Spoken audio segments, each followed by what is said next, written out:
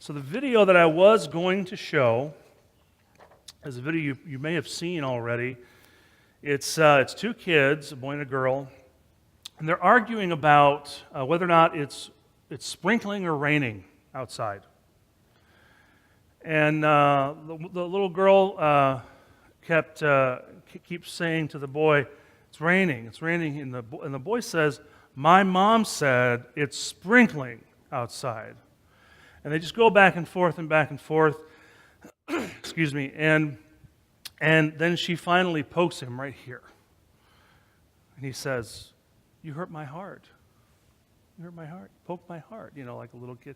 He turns around, starts to cry a little bit, And I wanted to use that video this morning because we're talking about, we're going to talk about kids a little bit and how they see things a little bit differently. We're going to talk about how Jesus interacted with kids and used kids as an example, but also because of the way kids approach issues and conflict, so much different from the way that adults do at times. So we're going to talk about that, and the title of the sermon this morning is called Humble and Kind. It's based off of a song by Tim McGraw, and the title is, and later on we'll hear that song, but for right now, I want you to do me a favor and go back to when you were in kindergarten. Hopefully you all can remember that far back.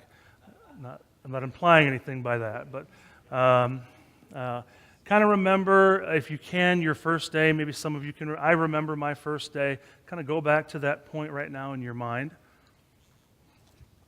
And think about what that felt like to go into that room for the first time, or what that first year of school was like.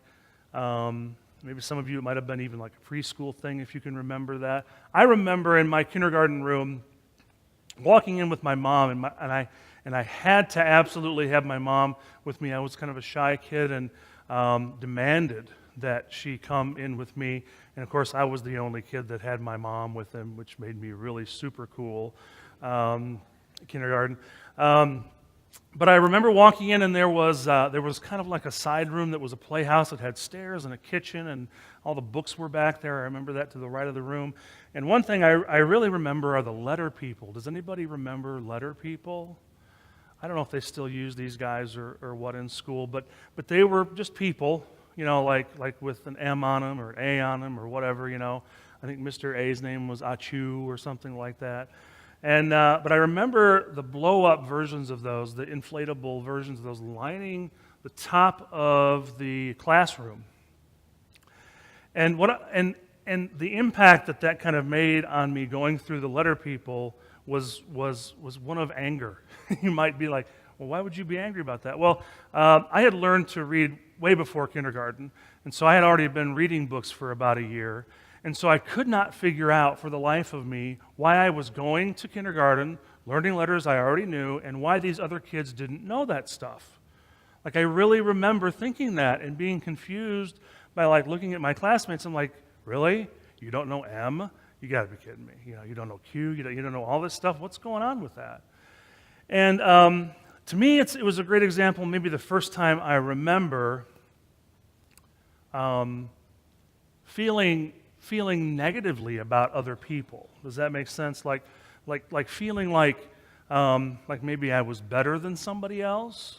Maybe that I was superior in a way. I wouldn't have phrased it like that at the time, obviously. But I remember that memory so vividly because I had to deal with that throughout that kindergarten year. And it just wouldn't stop bothering me. And so we obviously, all of us, deal with that kind of thing too, where we deal with people who aren't like us. And as Christians, I think we talk about what we're supposed to do and how we're supposed to handle those situations. But I think the rules back then when we were kids were pretty clear. And for us as kids, we kind of knew. If you cut in line, that was a no-no. You don't cut in line. You're not supposed to do that, right? If you took a crayon from someone else without asking, that was a big deal.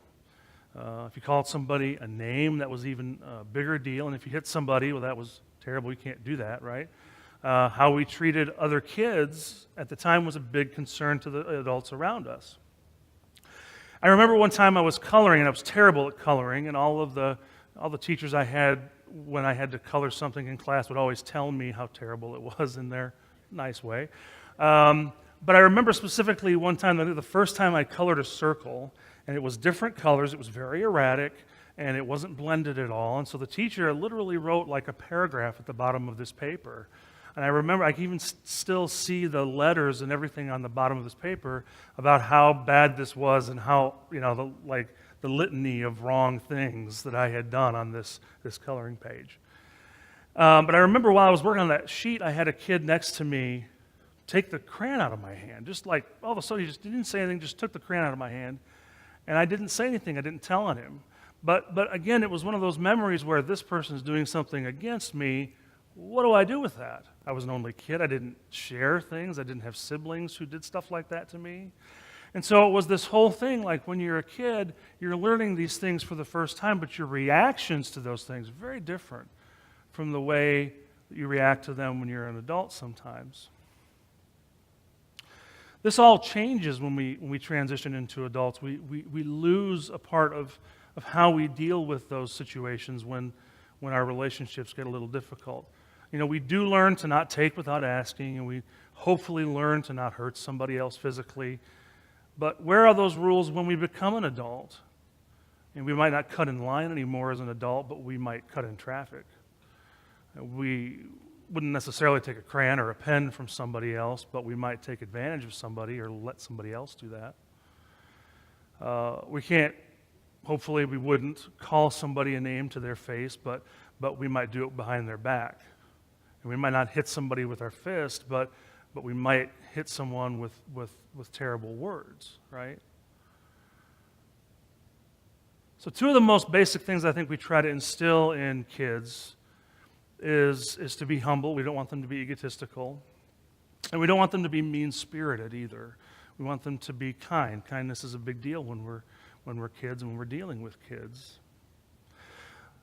But kids have adults to watch them and correct them. I mean, can you imagine what that would be like if we were adults and we had maybe a super adult, hovering over us when we did something bad, saying, hey, you cut that person off in traffic, now you don't get your snack.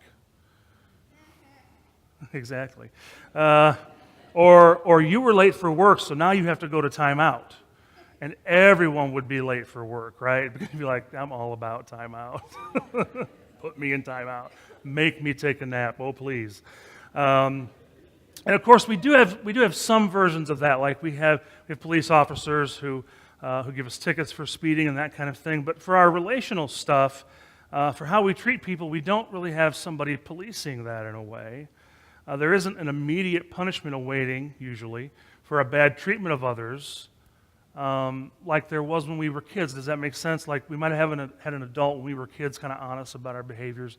There isn't necessarily that figure in our lives all the time.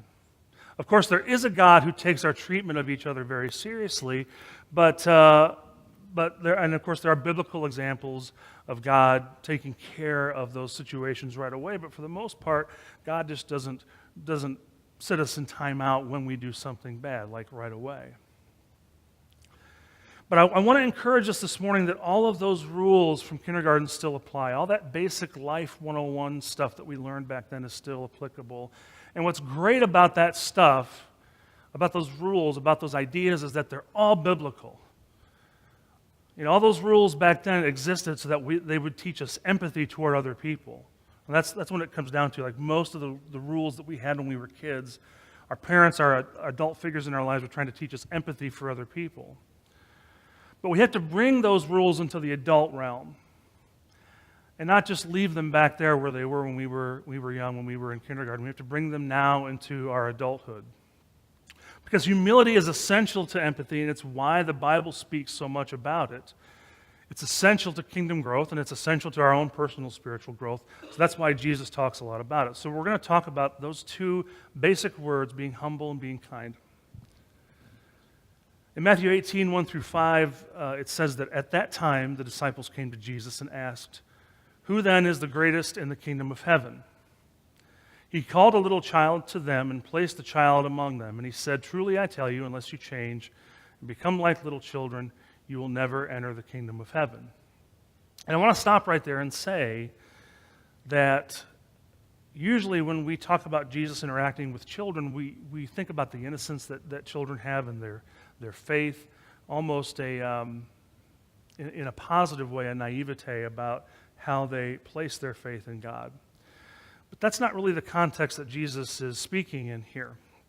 Because in verse 4 he says, "Therefore, whoever takes the lowly position of this child is the greatest in the kingdom of heaven. And whoever welcomes one such child in my name welcomes me." See, the whole conversation is framed by the question that is asked by the disciples, and the answer that Jesus gives is that who is the greatest, right? And he says, well, you need to be lowly. You need to be like a child.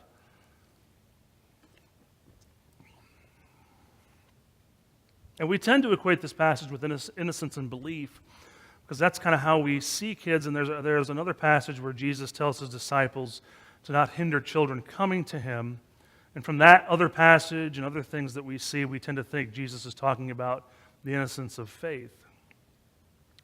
And he is in those other places. But note this context and understand that sometimes we don't see kids in our current culture, we don't see kids in a lowly position.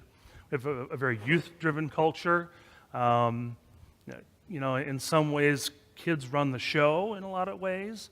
Even sometimes in our schedules, it's totally different from the way it was back then.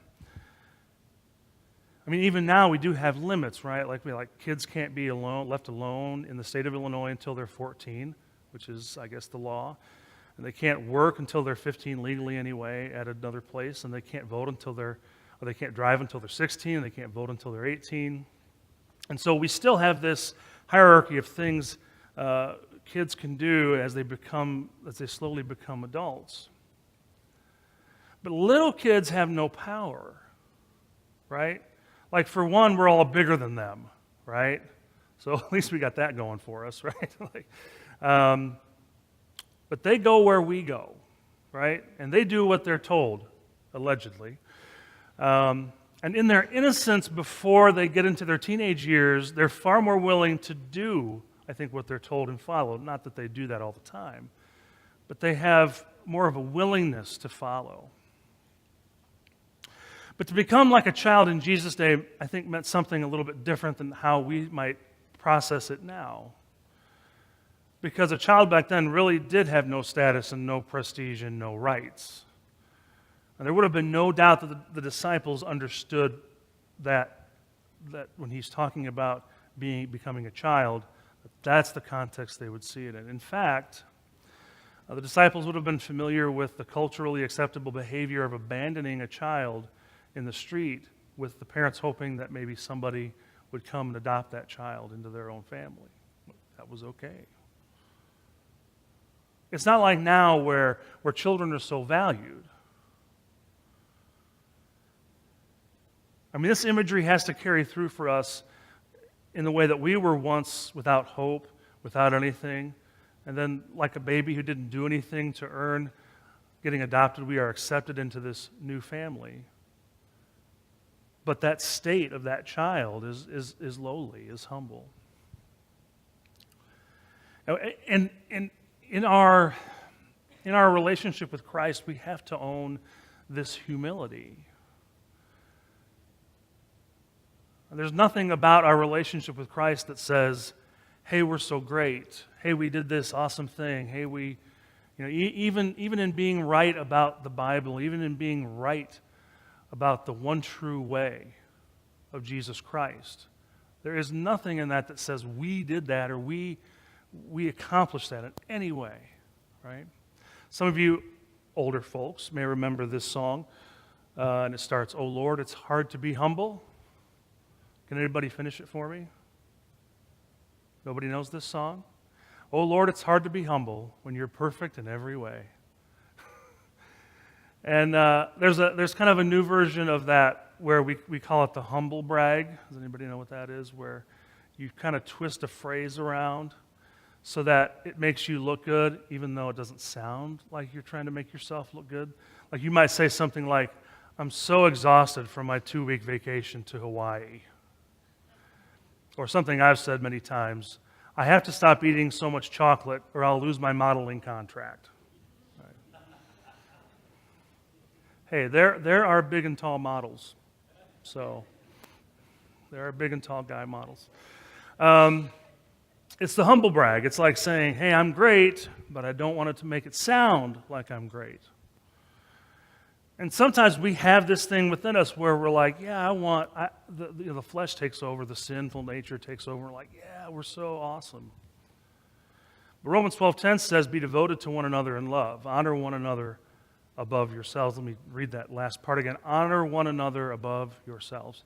In America, we have this really good idea of equality. We talk about equality a lot.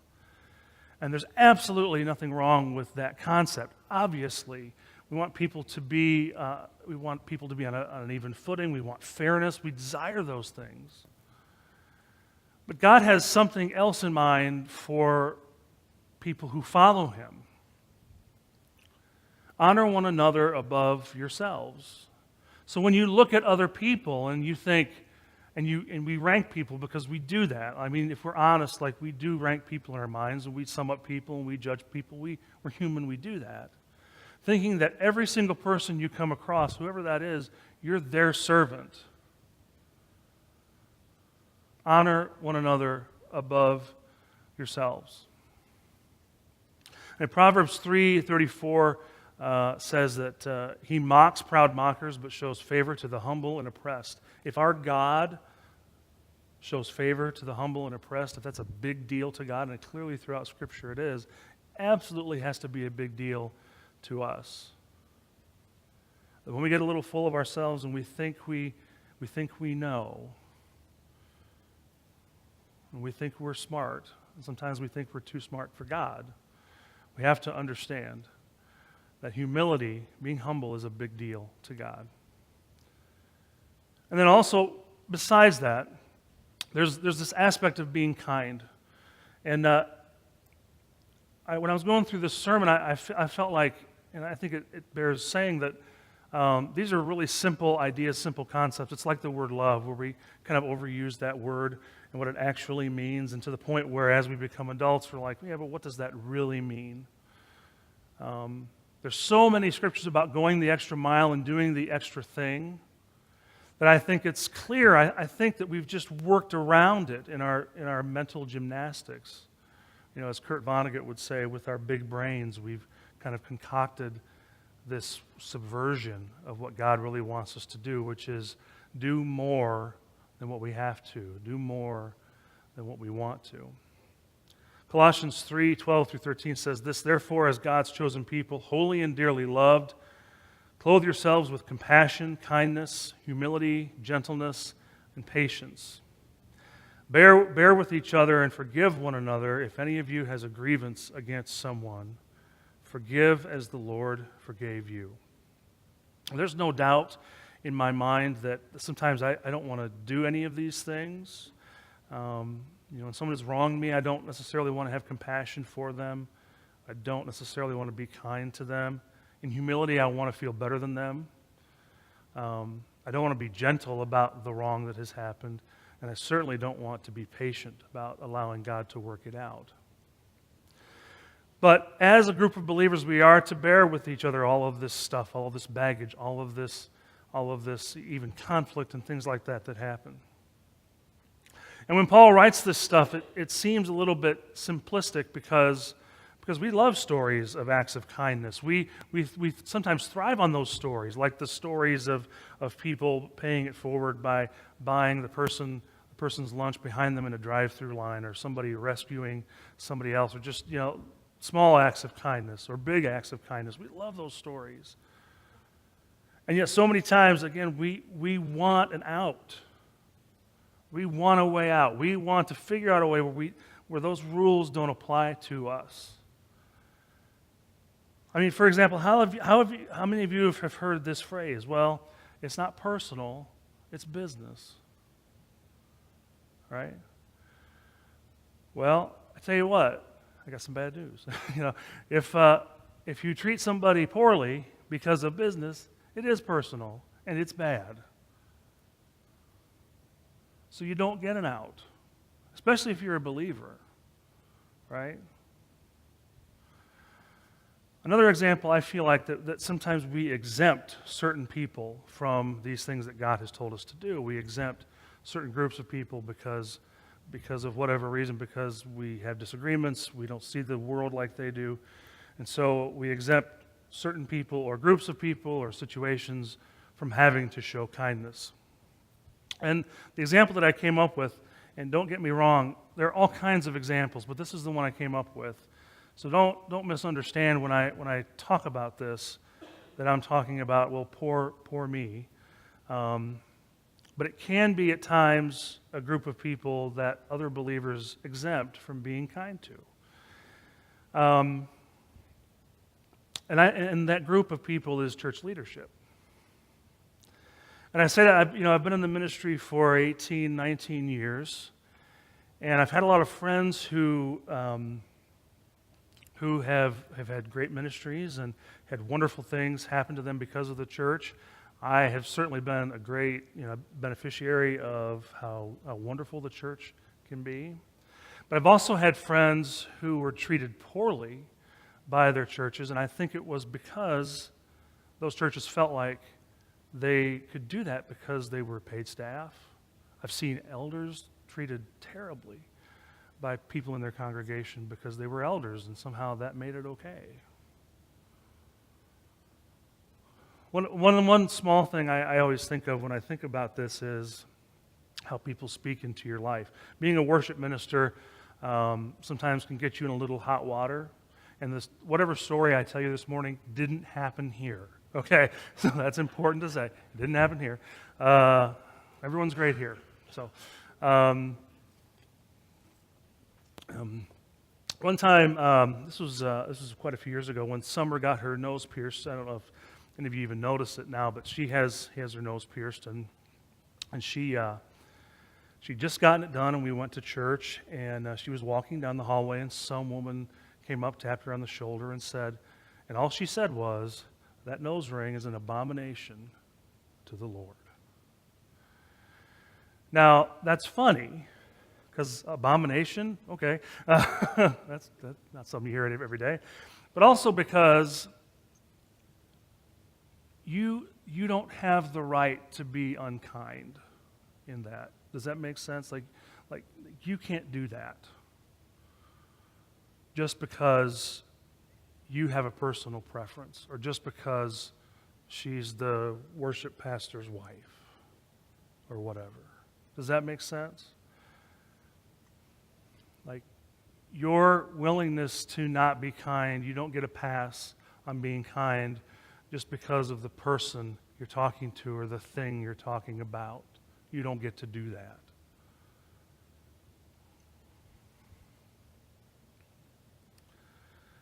And there are so many stories like that with leadership, and it's not just leadership. Obviously, we all can treat each other poorly and exempt ourselves based on our biases and, whatever it is.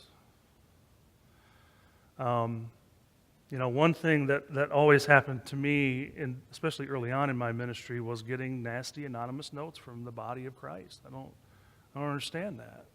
Really? Now I don't care. They just go in the trash. I don't even read them. Just so you know, if you're going to send me an anonymous note, I don't care. It goes away. Bye-bye. See you. Right? Because that doesn't follow principles in Scripture. It doesn't follow Matthew 18. But initially it really bothered me because this is not how the body functions. And ultimately, you don't get a pass. Like, I can't be part of your group that's exempt from you being kind. Just like I don't get to do that either. Like, I can't look at this room and say, well, most of these people I'm going to be kind to, but these people over here, nah, because they wear purple shirts or whatever it is. You see what I mean? We don't get to do that. And it doesn't mean that we don't keep each other accountable. Of course we do, but we always do it in love. Always tell the truth in love, Ephesians 4:15. Always tell the truth in love. It's like on the show 30 Rock, where the main character, played by Tina Fey, says this amazing thing. It seems really silly, but it always stuck with me. She says, So it's like the rules of being a person don't apply. Like they do. The rules of being a person do apply to us, absolutely. Ephesians 4:32 says, "Be kind and compassionate to one another, forgiving each other, just as in Christ God forgave you." The other thing about being kind, and I think it's very important to say, is that we have this wonderful phrase that says we do things out of the kindness of our heart. And that sounds great. Like, yes, I do it out of the kindness of my heart. But what happens when your kindness runs out? Then you stop doing kind things? Because you don't do kindness things. You're not kind to people when you feel like it, right? As a Christian, it's totally different. You're kind to people when you need to be kind to people. Whenever that looks like, whatever that looks like, you're kind to them whenever. It's not based on how you feel toward that person. Your kindness has to be exhibited no matter what the situation is. And I'm not saying I am great at this all the time. I don't think any of us have like 100% record on this. But we have to override our own humanness to do these things that God has asked us to do. We can't have compromise on our humility or kindness. It's like saying, back to the kindergarten analogy, that it's okay this one time if I steal that crayon. Well, it's not okay. Would you be okay with telling your kids that? Well, it's okay right now if you steal that crayon this one time. That's okay. I don't think you would do that to your kids, I'm guessing, because you're all awesome parents, right? Or it's okay this one time if you hit that other kid. I'm going to allow it. I'm going to allow it this one time. We wouldn't do that with our kids. We don't. So why do we do it with ourselves? Why do we allow it within ourselves? We just can't do that, right? So I want to leave the message this morning with a song, the song I mentioned earlier, and it's just it's kind of a simple song, but it gets to the heart of what we're talking about this morning.